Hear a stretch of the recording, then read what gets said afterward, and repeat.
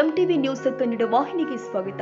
ನಾಯಕನಹಳ್ಳಿ ತುಮಕೂರು ಅಮಾನಿಕೆರೆ ಆವರಣದಲ್ಲಿ ಇರುವ ಐತಿಹಾಸಿಕ ಗಾಜಿನ ಮನೆಯಲ್ಲಿ ಡಾಕ್ಟರ್ ಜಿ ಪರಮೇಶ್ವರ್ ಅವರು ಗೃಹ ಸಚಿವರು ಇವರ ಅಧ್ಯಕ್ಷತೆಯಲ್ಲಿ ಕರ್ನಾಟಕ ರಾಜ್ಯ ಗ್ಯಾರಂಟಿ ಯೋಜನಾ ಪ್ರಾಧಿಕಾರದ ಅಧ್ಯಕ್ಷರು ಆದ ಎಚ್ಎಂ ರೇವಣ್ಣ ಅವರ ಮಾರ್ಗದರ್ಶನದಲ್ಲಿ ನಡೆಯಲಿರುವ ತುಮಕೂರು ಜಿಲ್ಲಾ ಪಂಚಾಯತ್ ಗ್ಯಾರಂಟಿ ಯೋಜನಾ ಪ್ರಾಧಿಕಾರ ಅಧ್ಯಕ್ಷರು ಆದ ಚಂದ್ರಶೇಖರ್ ಗೌಡ ನೇತೃತ್ವದಲ್ಲಿ ಏರ್ಪಾಡು ಮಾಡಿರುವ ಜಿಲ್ಲಾ ಮಟ್ಟದ ಕಾರ್ಯಾಗಾರಕ್ಕೆ ಕರ್ನಾಟಕ ಸರ್ಕಾರದ ಚಿಕ್ಕನಾಯಕನಹಳ್ಳಿ ತಾಲೂಕು ಗ್ಯಾರಂಟಿ ಯೋಜನಾ ಅನುಷ್ಠಾನ ಸಮಿತಿ ಅಧ್ಯಕ್ಷರು ಆದ ಸಿಡಿ ಚಂದ್ರಶೇಖರ್ ನೇತೃತ್ವದಲ್ಲಿ ನೂರಾರು ಪಂಚಾಯತ್ ಗ್ಯಾರಂಟಿ ಯೋಜನಾ ಫಲಾನುಭವಿಗಳು ಭಾಗವಹಿಸಲು ಬಸ್ಸುಗಳಲ್ಲಿ ತೆರಳಿದ್ರು.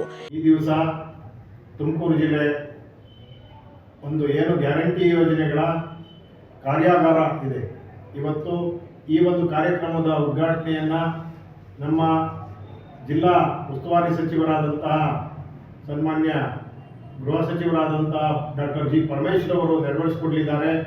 ಹಾಗೆ ಈ ಒಂದು ಗ್ಯಾರಂಟಿ ಪ್ರಾಧಿಕಾರದ ರಾಜ್ಯಾಧ್ಯಕ್ಷರಾದಂಥ ಎಚ್ಎಂ ರೇವಣ್ಣನವರು ಕೂಡ ಈ ಕಾರ್ಯಕ್ರಮದಲ್ಲಿ ಭಾಗವಹಿಸಿದ್ದಾರೆ. ಈ ಕಾರ್ಯಕ್ರಮ ನಮ್ಮ ಏನು ಗಾಜಿನ ಮನೆ ಇದೆ ತುಮಕೂರು ಅಮಾನಿಕೆರೆ ಇಲ್ಲಿ ನಡೀತಾ ಇದೆ. ಇದರ ಉದ್ದೇಶ ಇಷ್ಟೇ, ಇವತ್ತು ನಮ್ಮ ಕಾಂಗ್ರೆಸ್ ಪಕ್ಷ ಏನು ಚುನಾವಣೆಗೆ ಮುನ್ನ 5 ಪಂಚ ಗ್ಯಾರಂಟಿ ಯೋಜನೆಯನ್ನ ಜನರಿಗೆ ನೀಡುತ್ತೀನಿ ಅಂತ ವಾಗ್ದಾನ ಮಾಡಿತ್ತು. ಅದರಂತೆ 5 ಯೋಜನೆಗಳನ್ನು ನೀಡಿದೆ ಈ ರಾಜ್ಯದ ಜನತೆಗೆ. ಅದೇ ರೀತಿ ನಮ್ಮ ಜಿಲ್ಲೆಯ ಲಕ್ಷಾಂತರ ಕೋಟ್ಯಾಂತರ ಜನಕ್ಕೆ ಈ ಪ್ರಯೋಜನ ಆಗ್ತಾ ಇದೆ. ಅದೇ ರೀತಿ ಚಿಕ್ಕನಾಯಕನಹಳ್ಳಿಯಲ್ಲಿ 54,000 ಕುಟುಂಬಗಳಿಗೆ ಗೃಹಲಕ್ಷ್ಮಿ ಯೋಜನೆಯಡಿ ಸುಮಾರು 260 ಕೋಟಿ ರೂಪಾಯಿಗಳು ನೇರವಾಗಿ ಡಿಬಿಟಿ ಮೂಲಕ ಬಂದಿದೆ.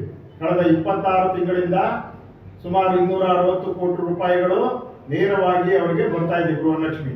ಅದೇ ರೀತಿ ಹೆಣ್ಣು ಮಕ್ಕಳಿಗೆ ಮತ್ತೊಂದು ಯಶಸ್ವಿ ಯೋಜನೆ ಯಾವುದಪ್ಪ ಅಂದರೆ ಶಕ್ತಿ ಯೋಜನೆ.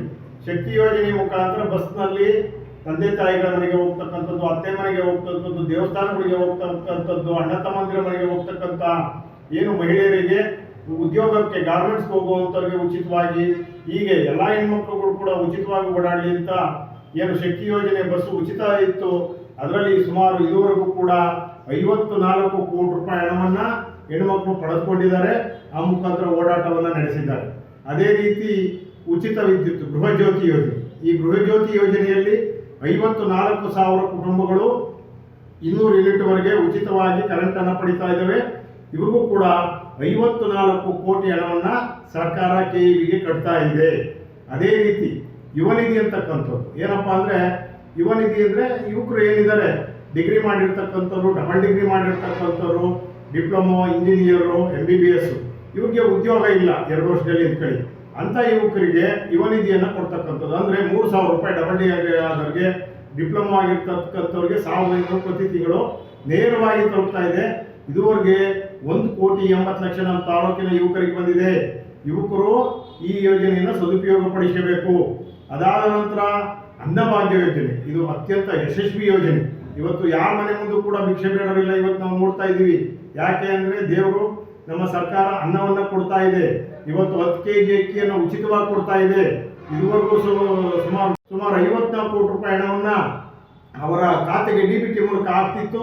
ಕೆಲವರು ನಮಗೆ ಹಣ ಬೇಡ ಅಂತ ಹೇಳಿರೋದ್ರಿಂದ ಈ ಒಂದು 10 kg ಅಕ್ಕಿಯನ್ನು ಕೊಡ್ತಾ ಇದೆ. ಮುಂದಿನ ದಿನದಲ್ಲಿ ಅದು ಕಡಲೆಕಾಯಿ ಎಣ್ಣೆ, ಬೇಳೆ, ಈ ಥರದ್ದು ಏನು ಮನೆಗೆ ಅವಶ್ಯಕತೆ ಇದೆಯೋ ಅವುಗಳನ್ನು ಕೊಡ್ತಕ್ಕಂಥ ಕೆಲಸವನ್ನು ನಮ್ಮ ಸರ್ಕಾರ ಮುಂದಿನ ಯುಗಾದಿಯೊಳಗೆ ಮಾಡ್ತದೆ.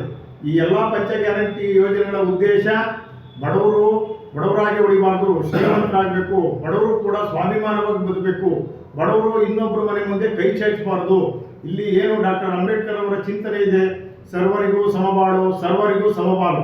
ಎಲ್ಲರ ಹತ್ರನೂ ಕೂಡ ಜಮೀನಿಲ್ಲ ಗೆಯಕ್ಕೆ. ಕೆಲವರು ಹೇಳ್ತಾರೆ, ಟೀಕೆ ಮಾಡ್ತಾರೆ, ಯಾಕೆ ಅಷ್ಟು ಕೆಲಸ ಮಾಡಲಿ, ದುಡಿಲಿ ಅಂತ. ಆದರೆ ಜಮೀನುಗಳನ್ನೆಲ್ಲ ಇವರು ಹಿಂದೆ ಏನು ಮಾಡಿದ್ದಾರೆ ಅಂದರೆ, ಎಲ್ಲ ಇವ್ರದ್ದು ಸ್ವಂತ ಜಮೀನುಗಳನ್ನ ಮಾಡ್ಕೊಂಡು ಇವತ್ತು ಗೆಯ್ತಿರೋರೆಲ್ಲ ಬಡವರು, ದಲಿತರು, ಹಿಂದುಳಿದವರು.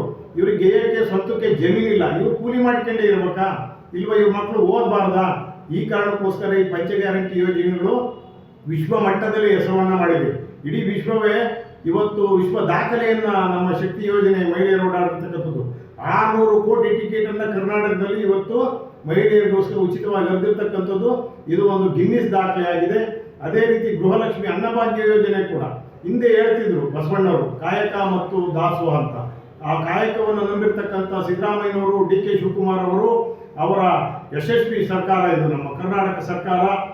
ಈ ಸಂದರ್ಭದಲ್ಲಿ ಉಪಾಧ್ಯಕ್ಷರು ಆದ ಪಾಂಡುರಂಗಯ್ಯ, ಸದಸ್ಯರುಗಳು ಆದ ಚೌಳಕಟ್ಟೆ ನಟರಾಜ್, ಗೋಡೆಕೆರೆ ಓಂಕಾರ ಮೂರ್ತಿ, ರಾಮಘಟ್ಟ ಚಿಕ್ಕತಿಮ್ಮಯ್ಯ, ಅಣೆಪಾಳ್ಯ ಚಂದ್ರಯ್ಯ ಸೇರಿ ಭೂ ನ್ಯಾಯ ಮಂಡಳಿ ಸದಸ್ಯರ ಆದ ಅಗಸರಹಳ್ಳಿ ನರಸಿಂಹಮೂರ್ತಿ, ಆರೋಗ್ಯ ರಕ್ಷಾ ಸಮಿತಿ ಸದಸ್ಯರು ಆದ ಮೊಹಮ್ಮದ್ ಜಾಕೀರ್, ಮಂಜುನಾಥ್, ಬರಸಿಡ್ಲಹಳ್ಳಿ, ಹೇಮರಾಜು, ಪ್ರಸನ್ನಕುಮಾರ್ ಸೇರಿ ನೂರಾರು ಮಹಿಳೆಯರು ತೆರಳಿದ್ರು.